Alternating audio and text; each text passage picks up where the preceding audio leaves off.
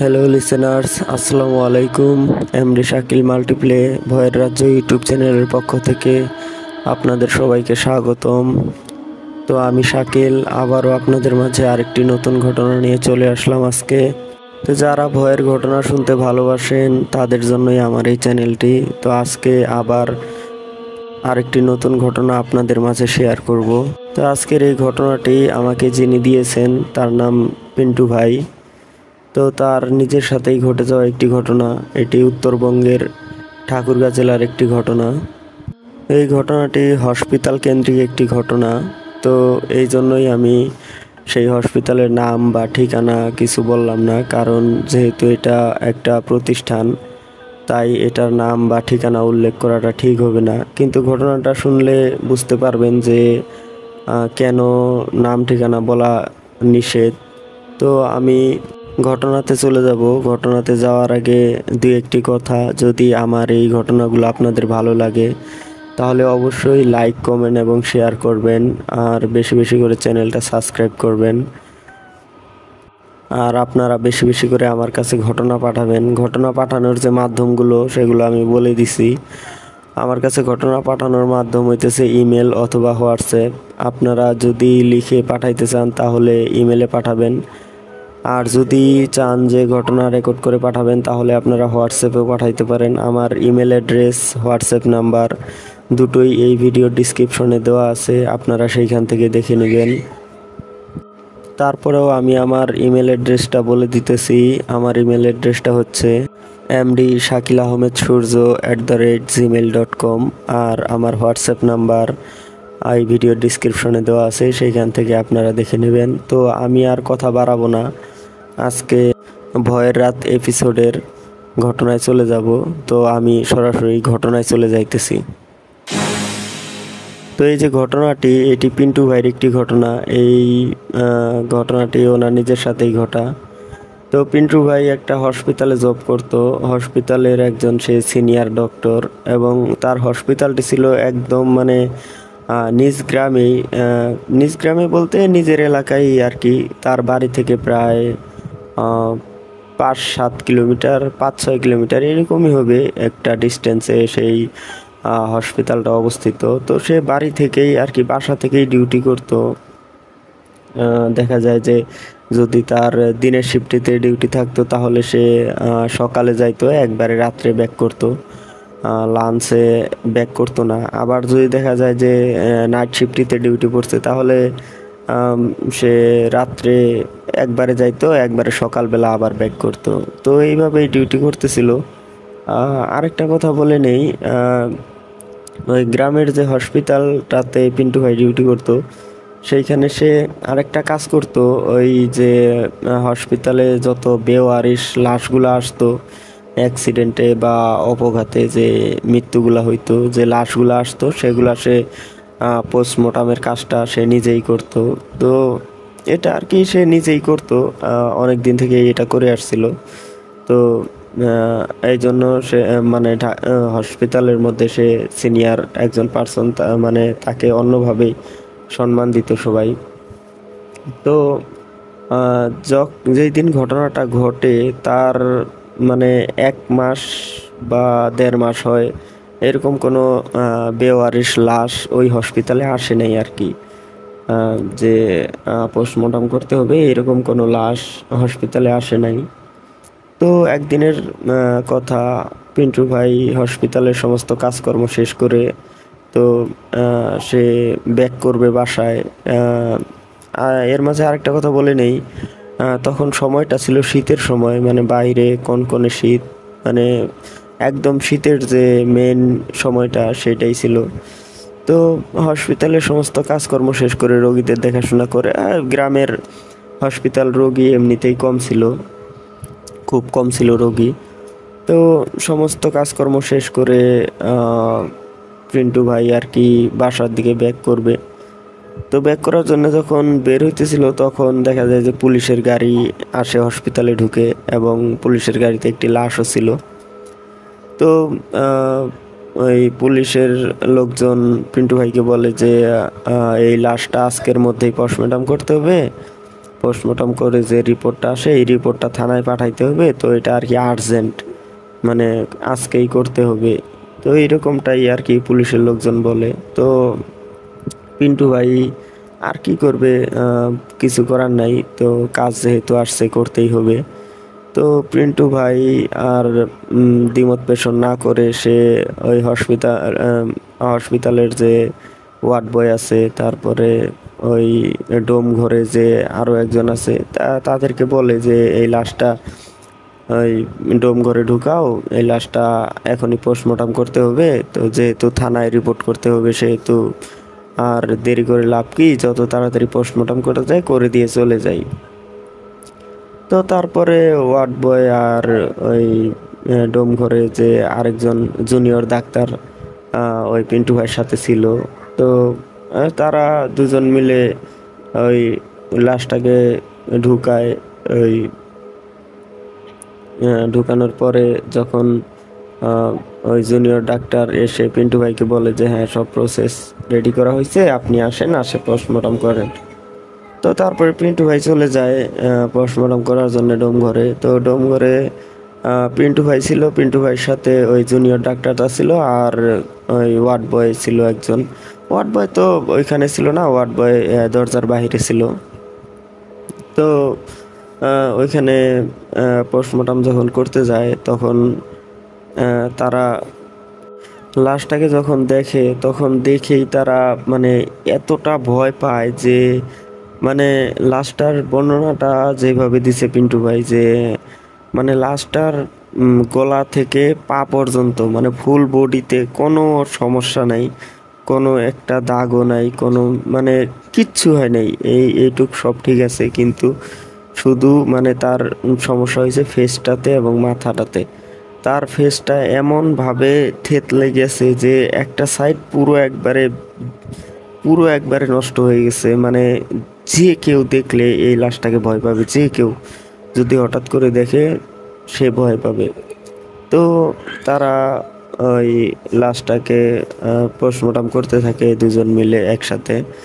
তো পোস্টমর্টম করার সময় এই পিন্টু ভাই মাঝে মধ্যে মানে খেয়াল করছিল যে হঠাৎ করে মনে হইতেছে লাশের হাত পা কেমন জানি নড়ে চড়ে উঠতেছে। তো সে একবার দুইবার এটাকে ভাবে যে হয়তো বা আমার হ্যালোসিনেশন হইতেছে, বা অনেক রাত হয়ে গেছে কাজ করতেছি, বা 1 মাস থেকে কাজ করি না, এই কারণে হয়তো বা এরকমটা হইতেছে। কিন্তু সে যখন তার জুনিয়র ডাক্তারকে বলে যে আচ্ছা তোমার কাছে কি কোনো কিছু মানে অস্বাভাবিক মনে হইতেছে কিনা, তখন সেই জুনিয়র ডাক্তারও বলে যে হ্যাঁ আমি আপনাকে বলতে চাইতেছিলাম কিন্তু বলতে পারতেছিলাম না, যে আপনি কি বলবেন যে এগুলা কাজ করতে আসে ভয় পাইলে চলে, হয়তো বা এইভাবে বলবেন, এই কারণে আপনাকে বলতেছিলাম না। আমার কাছেও মনে হইতেছে যে লাশটা কেমন যেন নড়ে চড়ে উঠতেছে, হাত পা নড়তেছে মাঝে মধ্যে হঠাৎ করে, আমার মনে হইতেছে যে এখনো লাশটার মধ্যে জীবন আছে, এইরকম একটা মানে অনুভূতি হইতেছে, মানে লাশটার মানে হাত পা নড়াচড়া দেখে এইরকম মনে হইতেছে। তো তারা আরো ভালোভাবে চেক করে, তো সেখানে তো লাশটার জীবন থাকার কোনো সম্ভাবনাই নাই, কারণ লাশটাকে মৃত ইয়া করেই তারা ওইখানে নিয়ে আসছিল, পুলিশের লোকজন নিয়ে আসছে। তো তারা আহ, ওইভাবেই আর কি পোস্টমর্টমটা শেষ করে রিপোর্ট তৈরি করে দেওয়ার পরে যখন আবার বাসার দিকে ব্যাক করবে পিন্টু ভাই, তো দেখে যে রাত প্রায় 12টা ক্রস করে গেছে, প্রায় 1টার কাছাকাছি রাত। তো সে হসপিটাল থেকে বের হয়, তার জুনিয়র ডাক্তারকে সব কিছু বুঝাই দিয়ে সে হসপিটাল থেকে বের হয়ে সে রাস্তায় যখন আসে দেখে যে একটা রিক্সা বা ভ্যান কোনো কিচ্ছু নাই। তো কি আর করার, পুরো রাস্তাটা তাকে হেঁটেই যেতে হবে বাসায়, এইরকমটাই সে ভাবলো। তো আবার ভাবলো যে না সে হসপিটালে ব্যাক করবে, কিন্তু হসপিটালেও তার ব্যাক করতে মন চাইতেছিল না, কারণ যেহেতু ওই লাশটা হসপিটালেই আছে, তো সে আর কি হসপিটালে আনইজি ফিল করতেছিল, কেমন জানি লাগতেছিল। তো সে আর হসপিটালেও ব্যাক করে না, সে ভাবে যে না বাসায় চলে যাই। তো সে বাসার দিকে হাঁটতে থাকে, হাঁটতে হাঁটতে এক সময় সে মেন রোডে উঠে যায়। তো মেন রোডে যখন উঠে যায় তখন মেন রোড দিয়ে কিছু দূর হাঁটলে আবার মেন রোড থেকে নেমে গ্রামের যে আর কি কাঁচা রাস্তা মেঠো রাস্তা সেইখান দিয়ে হাঁটতে হবে তাকে। তো মেন রোড দিয়ে যখন সে হাঁটতেছিল তখন দেখে যে মেন রোডের একটা পাশে আর কি জমাট বাঁধা কালো রক্ত পড়ে আছে। তো এটা দেখে সে একটু মানে দাঁড়ায় যায়, দাঁড়ায় সে তার হাতে যে একটা ছোট টর্চ লাইট ছিল সেটা দিয়ে সে ভালো করে দেখে, দেখে যে হ্যাঁ এখানে কিছু কালো জমাট বাঁধা রক্ত পড়ে আছে। তো সে মনে মনে ভাবলো যে এইখানেই হয়তো ওই লোকটা অ্যাক্সিডেন্ট করছিল, হয়তো এইখান থেকে ওই লাশটাকে নিয়ে যাওয়া হয়েছে, যেহেতু পুলিশের গাড়িতে করে নিয়ে আসা হয়েছিল। তো সে ওইখানে আর দাঁড়ায় না, সে ওইখান থেকে চলে যায় হাঁটতে হাঁটতে। যখন সে আর কি মেন রাস্তা ক্রস করে মেন রাস্তা পার হয়, মেন রাস্তা পার হয়ে যে গ্রামের যে মেঠো রাস্তা, সেই মেঠো রাস্তায় যখন পা দেয়, পা বাড়ায়, তখন সে সেখান দিয়ে হাঁটতে হাঁটতে সে মানে একটু একটু ভয়ও পাইতেছিল যে এইরকম একটা লাশ পোস্টমর্টম করে আসলাম, মানে নিজের কাছে একটা ভয় কাজ করবে না, তো সেরকমই একটা ভয় কাজ করতেছিল। তো হাঁটতে হাঁটতে সে একবার ভাবে যে না, এতটা রাস্তা হেঁটে বাসায় যাওয়াটা ঠিক হবে না। তো সে ভাবে যে হসপিটালে ব্যাকই করবো, যা আর বাসায় যাব না। তো যখন সে হসপিটালে ব্যাক করতে চায় তখন দেখে যে দূর থেকে একটা মানে ওই যে ব্যাটারি চালিত যে অটো রিক্সাগুলো আছে সেগুলো আসতেছে। তো এটা দেখে সে একটু দাঁড়ায় যায়। তো দাঁড়ায় যাওয়ার পরে সেই অটো রিক্সাটাই এসে সরাসরি ওই যে ডাক্তার ছিল তার সামনে এসে দাঁড়ায় যায়। তো পিন্টু ভাই বলে যে আপনি কি অমুক জায়গায় যাবেন নাকি? তো সে যে জায়গায় যাবে সেখানে একটা বাজার আছে। তো ওই বাজারের কথা বলে যে আমাকে ওই বাজারে নামাই দিতে হবে। তো সেই রিক্সাওয়ালা বলে যে আচ্ছা ঠিক আছে, আপনি যেখানে যাইতে চান আপনার গন্তব্যস্থলে আমি নামাই দিব, আপনি উঠেন। তো সে ভাবে যে আচ্ছা ঠিক আছে, যেহেতু একটা রিক্সা পেয়ে গেলাম তাহলে বাসায় চলে যাই। তো সে রিক্সাওয়ালার দিকে তাকায় তাকায় দেখে যে শীতের সময় তো প্রচুর শীত। তো রিক্সাওয়ালাটা আর কি তার সমস্ত মানে শরীর শীতের কাপড়ে আবৃত করা, শীতের কাপড় জড়ায় রাখছে, আর মুখটা সে চাদর দিয়ে এমন ভাবে পেঁচায় রাখছে যে শুধুমাত্র তার চোখ দুটো ছাড়া মানে মুখের কোনো অংশই দেখা যাইতেছে না। তো এরকম। তো সে রিক্সায় উঠে বসার পরে রিক্সাওয়ালা রিক্সা চালাইতে থাকে। তো রিক্সা চালাইতে চালাইতে সে তার বাজারের কাছে চলে আসে, তার যে গন্তব্যস্থল পিন্টু ভাই সেখানে চলে আসে। তো এসে রিক্সা থেকে নেমে সে রিক্সাওয়ালাকে 50 টাকার একটা নোট দেওয়ার জন্যে মানিব্যাগ থেকে টাকা বের করে। তো টাকা বের করা দেখেই রিক্সাওয়ালা বলে যে স্যার আমার কোনো ভাড়া লাগবে না, আপনি আমার একটা উপকার করিয়েন। তো পিন্টু ভাই বলে যে আচ্ছা কি উপকার করতে হবে বলেন। তো সেই রিক্সাওয়ালা আর কোনো কথা বলে না। তো একটা চিরকুট মানে একটা ছোট্ট একটা কাগজ ওই পিন্টু ভাইয়ের হাতে দিয়ে রিক্সাওয়ালা রিক্সাটা ঘুরায় সে সোজা চলে যায়, মানে সে আর দাঁড়ায় না, সে রিক্সা টান দিয়ে চলে যায়। তো পিন্টু ভাই এক হাতে 50 টাকার নোট আর এক হাতে ওই কাগজটা নিয়ে দাঁড়ায় থাকে। সে ভাবে যে কি হইলো, আমি টাকা দিতে চাইলাম কিন্তু সে টাকা নিল না, কেন নিল না? পরে আবার সে ভাবে যে যেহেতু সে একজন ডক্টর, সে অনেক রুগীকেই ফ্রিতে চিকিৎসা দিয়ে থাকে সরকারি হসপিটালের, যেহেতু একজন ডক্টর সে অনেক রুগীকেই ফ্রি চিকিৎসা দিয়ে থাকে, হয়তো বা এইরকমই একজন কেউ যে সে পরবর্তীতে হয়তো তার কাছে কোনো কিছু চিকিৎসার জন্য আসবে বা সে কোনো একটা উপকার বা দরকারের জন্য আসবে, এইরকমই কিছু হয়তো বলে গেছে। তো এটা নিয়ে সে আর ওইখানে মাথা ঘামায় না, সে সরাসরি বাসায় চলে আসে। বাসায় আসার পরে যখন সে রাত্রে হাত মুখ ধুয়ে তার খাওয়া দাওয়া শেষ করে ফ্রেশ হয়ে যখন বিছানায় শুইতে যাবে তখন সে আর কি মনে মনে ভাবে যে কি ব্যাপার, রিক্সাওয়ালাটা যে আমাকে একটা কাগজ দিল কিন্তু এটা কিসের কাগজ, সেই কাগজে কি লেখা আমি তো দেখলাম না, দেখা হইলো না। তো সে তার পকেট থেকে সেই কাগজটা বের করে, চিরকুটটা বের করে সে দেখে যে এটা তার হসপিটালেরই একটা আর কি প্রেসক্রিপশন। এবং তারই প্রেসক্রিপশন, তার নামও লেখা আছে সেই প্রেসক্রিপশনে। তো সেই প্রেসক্রিপশনটা খুলে খুলে দেখে যে প্রেসক্রিপশনটার মাঝখানে বড় বড় করে লেখা যে স্যার আমাকে আর কষ্ট দিবেন না, আমাকে কাল সকালের মধ্যেই মাটি দেওয়ার ব্যবস্থা করে দেন, কবর দেওয়ার ব্যবস্থা করে দেন। তো এই কথাটা লেখা, তো এইটা দেখে তো সে পুরো মানে একদম অবাক হয়ে যায়, একদম সে মানে তার হাত পা মনে হয় ঠান্ডা হয়ে আসতেছে, শরীরটা শীতল হয়ে আসতেছে যে এটা কি, মানে কোনো মানুষ ছিল না অন্য কেউ ছিল, আমি যে লাশটার পোস্টমর্টম করলাম না সেই লাশটাই ছিল। তো এটা আর কি সে মানে এই সব চিন্তা করেই তার হাত পা ঠান্ডা হয়ে আসে, সে যে ঘুমাবে তার আর ঘুম চোখে আসে না।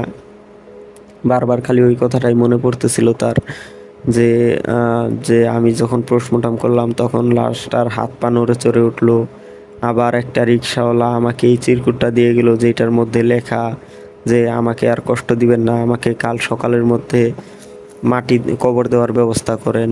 তো এরকম একটা কিছু দেখে সে পিন্টু ভাই তো আর মানে নিজেকে মানে সে কোনো কিছু মিলাইতেই পারতেছে না, সে কোনো কিছু মানে হিসাবই মিলাইতে পারতেছে না যে আমার সাথে কি হইলো আজকে, আর কালকেই বা কি হবে।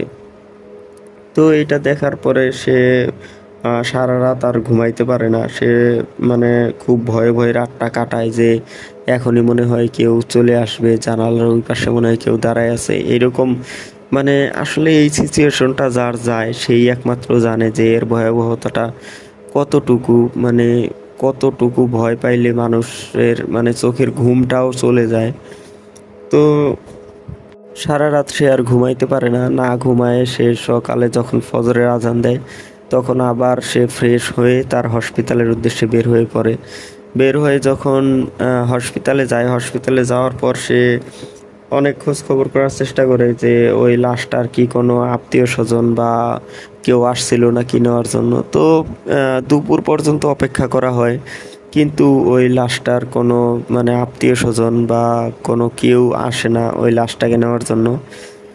তো যখন নেওয়ার জন্য আসে না তখন মানে প্রত্যেকটা হাসপাতালের এরকম একটা রুলস থাকে যে যদি কোনো বেওয়ারিশ লাশ যদি কেউ নিতে না আসে তাহলে ওই লাশগুলাকে তারা যে মানে মেডিকেলের যে কাজে ব্যবহার করা হয় তা কঙ্কালটা বের করে, এটা আমি ঠিক জানি না, এইভাবে নাকি বনমেরু বের করে সেখানে কাজ করা হয়। তো এরকম একটা প্রসেসে কাজ করা হয়। তো এইরকমই কিছু করার সিদ্ধান্ত নেয় হসপিটাল কর্তৃপক্ষ, কিন্তু সে ওই যে প্রিন্টু ভাই ছিল, ওই প্রিন্টু ভাই বলে যে না, এই লাশটাকে এরকম কোনো কাজে ব্যবহার করা যাবে না, এই লাশটাকে কবর দিয়ে দিতে হবে। তো তাকে বেশ কিছু ঝামেলা পোহাইতে হয়, তারপরেও সে ওই লাশটাকে অন্য কোনো কাজে না লাগিয়ে সে আর কি লাশটাকে ওই দিনই জোহরের নামাজের সময় লাশটার দাফনের ব্যবস্থা করে দেয়। তো লাশটার দাফন হয়ে যায়, হওয়ার পরে থেকে মানে পিন্টু ভাই একটু মানে সে নিজেকে মানে একটু শান্ত বা একটু মানে ভালো অনুভব করতেছিল, তার কাছে ভালো লাগতেছিল। কিন্তু আহ, তার কাছে এইটাই সব থেকে বেশি অবাক লাগে যে ওই রিক্সাওয়ালাটাই বা কে ছিল, আর আমার কাছে আহ, আমার এই প্রেসক্রিপশনই বা তার হাতে কিভাবে আসলো, সেখানে আবার এরকম বড় বড় একটা লেখা, এইটাই তার কাছে একটা কোশ্চেনের মতো থেকে যায়। সে আর এই প্রশ্নের সমাধান কখনোই পায় নাই, হয়তো বা কখনো পাবেও না। এই ক্ষেত্রে একটা কথাই বলা যায় যে আসলে এইখানে যে পিন্টু ভাইয়ের সাথে ঘটনাটা ঘটছে এটা হয়তো কোনো জিনেই ঘটাইছে, কারণ আমরা জানি যে প্রত্যেকটা মানুষের সাথেই দুটো করে জিন থাকে, কারিন জিন যেটাকে আমরা বলি। তো হতে পারে এরকম কিছু, যে ওই লাশটা হয়তো বা হসপিটালে থাকতে থাকতে নষ্ট হয়ে যাইতো, বা ওর আত্মীয় স্বজন কেউ জানেই না যে সে মারা গেছে, হয়তো বা কেউ নিতেও আসতো না, এই কারণেই ওই হয়তো বা কোনো একটা ভালো জিনেই তাকে এই পরামর্শটা দিয়েছিল যে তাকে মাটি দিয়ে দেওয়ার। তো এইভাবেই ঘটনাটা এখানেই শেষ হয়ে যায়। তো তার সাথে আরও বেশ কিছু ঘটনা ঘটছে যেগুলো সে আমাকে পরে জানাইতে চাইছে। যদি জানায় তাহলে এক এক করে আমি আপনাদের মাঝে সেই ঘটনাগুলো নিয়ে আসব। তো আমার এই ঘটনা যদি আপনাদের কাছে ভালো লাগে থাকে তাহলে চ্যানেলটা সাবস্ক্রাইব করবেন এবং আমার এই ঘটনাগুলো বেশি বেশি করে শেয়ার করবেন, যেন এই ঘটনাগুলো সবাই শুনতে পায়, যারা ভয়ের ঘটনা শুনতে ভালোবাসে, যারা ভয়ের ঘটনা পছন্দ করে। তো আরেকটা রিকোয়েস্ট আপনাদের কাছে, আপনারা বেশি বেশি করে ঘটনা পাঠাবেন। ঘটনা পাঠানোর মাধ্যমগুলো আমি আবার বলে দিতেছি। আমার ইমেল অ্যাড্রেসে আপনারা লিখে ঘটনা পাঠাইতে পারেন। আর যদি ঘটনা রেকর্ড করে পাঠান তাহলে হোয়াটসঅ্যাপ ব্যবহার করতে পারেন। আপনাদের সুবিধার জন্য আমার ভিডিও ডিসক্রিপশনে ইমেল অ্যাড্রেস এবং হোয়াটসঅ্যাপ নাম্বার দুটোই দেওয়া আছে। আপনারা আমার সাথে যোগাযোগ করে ঘটনা পাঠিয়ে দিবেন। ভালো থাকবেন, সুস্থ থাকবেন। আবার সামনের সপ্তাহে নতুন আরও কোনো ভয়ের ঘটনা নিয়ে আপনাদের কাছে চলে আসব। তো ভয়ের রাত এপিসোডের ঘটনা আজকে এইখানেই শেষ করতেছি। ভালো থাকবেন, সুস্থ থাকবেন। খোদা হাফেজ।